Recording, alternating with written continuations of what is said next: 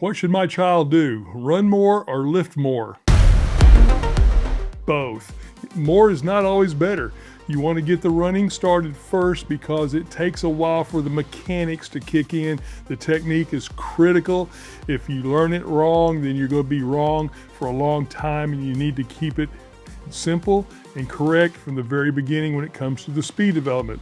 By the same token, strength training is age related, so it's going to take them time to get stronger as they mature, but you're focusing on weight room technique. The load is not as critical as proper technique. Technique will go with them forever. Load is going to change by age development and sport season. So let's go right to the speed first and get that going because it is the hardest to develop. The strength is going to come along naturally with maturation. Now, don't misunderstand me. Strength is huge in the development of speed. I heard a speech one time, an Eastern European professor said, you cannot be fast if you are not strong. But all of those take time. So we want to make sure that the weight training gets done maybe twice a week for the younger ones. If you can go 3 days, that's fine. You can run daily. You can drill daily. So we don't have a limit really on the amount of running we do as far as like technique, mechanics, drills, and some of the distances rotate from medium to short to medium to short and maybe a long every now and then. Now, you may say that, well, I got to be careful with weightlifting. It makes me muscle bound and I can't move and run as fast.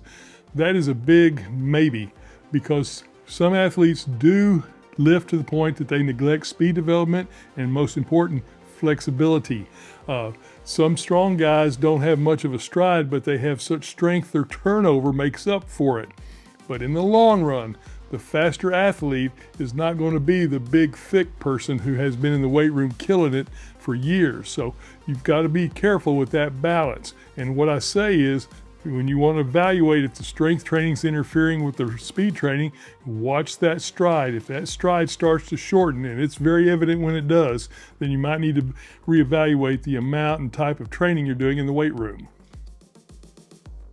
Now, in terms of the development of athletes, young ones, you really are kind of stuck until they get into that puberty stage where they're starting to really mature before the weights become a significant factor. So that's going to be in that 12 to 14 year range, maybe 13 to 15. So that's what you're waiting on, maturation through puberty.